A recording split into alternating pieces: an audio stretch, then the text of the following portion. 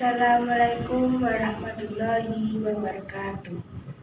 Para sesepuh binisepuh ingkang satuhu kinabekten, Bapak Suroto sekalian dalasan sagung kulawarga.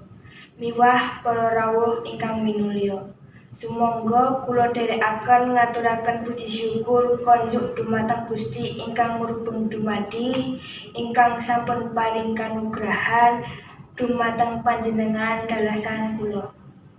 Tumanggap pangandikanipun Bapak Suparman minangka kesulihipun Bapak Ibu Suroto, kula kadhawuhan tampi pasrah penganten kakung pramila kepareng kula mratelakaken bilih ing samangke wanci tabuh sedasa penganten kakung kula tampi kanthi sae andadosaken suka bingahing manah.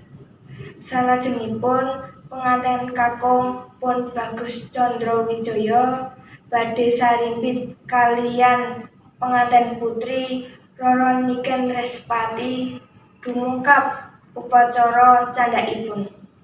Mekaten atur panampi kula menawi anggen kula ngayahi jejibahan kathah atur saha patrap ingkang boten ndadosaken renaning penggalih, inggih awit saking cupeting seserapan kula ing Resubasita Basa Tuwin Sastra, kula nyuwun agunging pangasama.